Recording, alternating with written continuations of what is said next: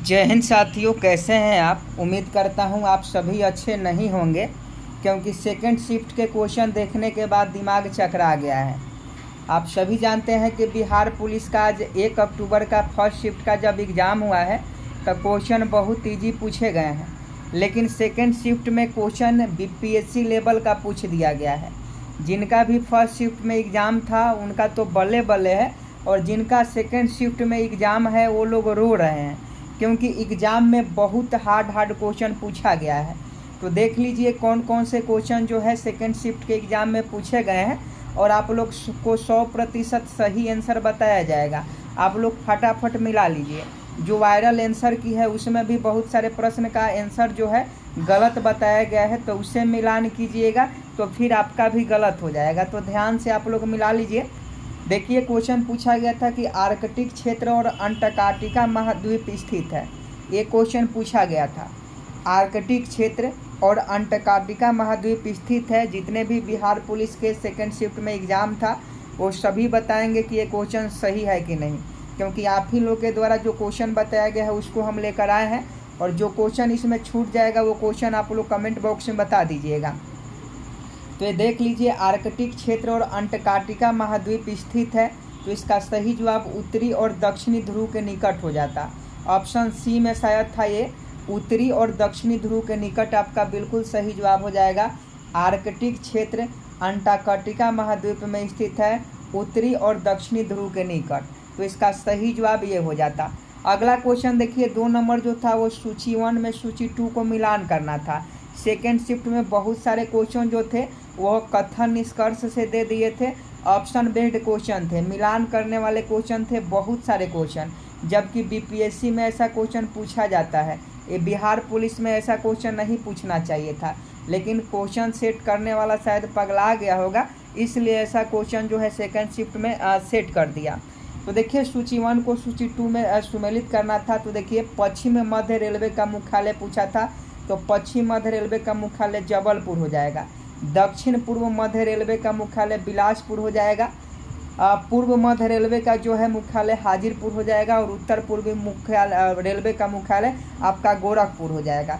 तो इस प्रकार से इसका ऑप्शन के अकॉर्डिंग आप आंसर लगा लीजिएगा। इसका हम मिलान करके आपको दिखा दिए, और सूची 1 सूची 2 में ये 100% सही मिलान किया गया है, आप कहीं से भी मिला सकते हैं। अगला क्वेश्चन करंट का था। ये क्वेश्चन हम आपको करवाए थे करंट अफेयर्स में कि 100% सौर ऊर्जा पर चलने वाला भारत का पहला केंद्र शासित प्रदेश कौन है। तो ये क्वेश्चन हम आपको करंट अफेयर्स में करवाए थे, और जिनका भी एग्जाम आने वाले दिनों में है बार बार कह रहे हैं कि जो पहले क्वेश्चन हम करवाए हैं उसको देख लीजिएगा, VVI जो क्वेश्चन करवाए हैं उसको देख लीजिएगा। सभी क्वेश्चन आपके उसी में से पूछे जा रहे हैं। तो क्वेश्चन पूछा गया है कि 100% सौर ऊर्जा पर चलने वाला भारत का पहला केंद्र शासित प्रदेश कौन है। तो ये दीव है। दीव आपका बिल्कुल सही जवाब हो जाएगा। अगला क्वेश्चन पूछा गया था कि किसे लाल नदी और नीली वादियों के भूमि के रूप में जाना जाता है। तो ये असम है। असम इसका बिल्कुल सही जवाब हो जाता। अगर असम वाले ऑप्शन रंग के आए हैं तो आपका बिल्कुल सही जवाब है। पसीना छूट गए हैं क्वेश्चन देकर।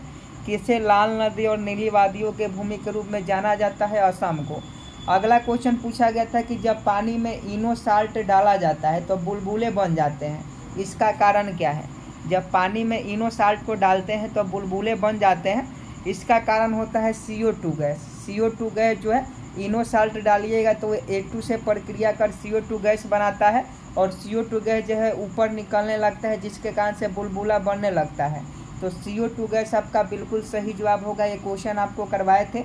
जब पानी में इनो साल्ट डाला जाता है तो बुलबुले बन जाते हैं, किसके कारण, CO2 गैस के कारण।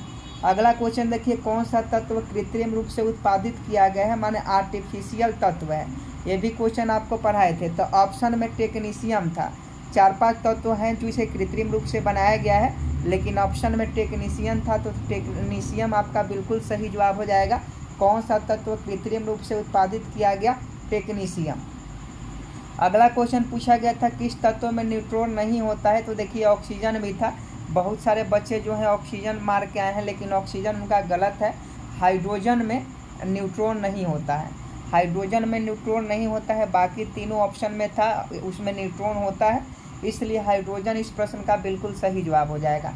अगला क्वेश्चन पूछा गया था बर्तन के लिए नॉन स्टिक सतह कोटिंग बनाने के लिए प्रयोग किया जाता है। ये VVI था, आपको पढ़ाए भी थे। आप कुकर में देखिएगा तो एक ब्लैक तरह का प्लास्टिक जो है पॉलीमर जो है चढ़ाया जाता है, उसके डंटी जो होता है उस पर एक ब्लैक तरह के पॉलीमर चढ़ाया जाता है, तो उसे टेफ्लॉन हम लोग कहते हैं। क्या कहते हैं? टेफ्लॉन कहते हैं।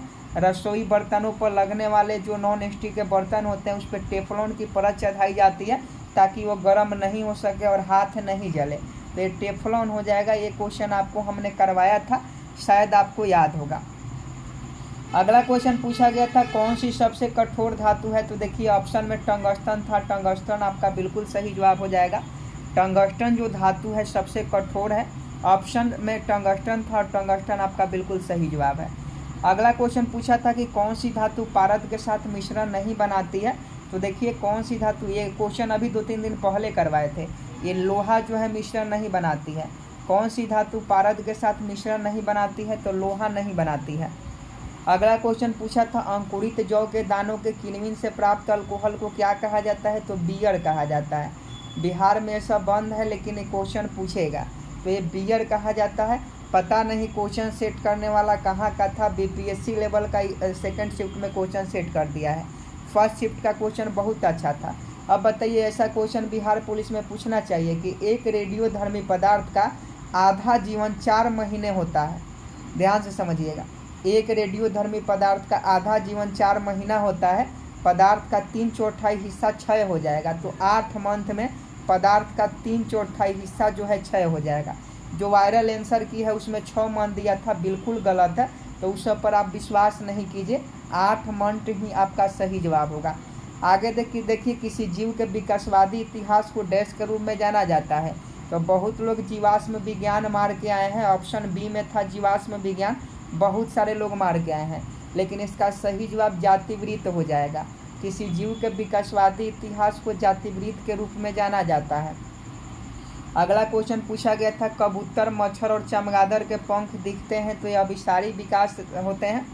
आगे देखिए बैसिली बैक्टीरिया है जो जिसका आकार पूछा था, बैसिली जो बैक्टीरिया होती है उसका आकार पूछा था, तो देखिए बैसिली बैक्टीरिया जो होती है छड़ के आकार की होती है। बैसिली बैक्टीरिया किसके आकार की होती है? छड़ के आकार की होती है।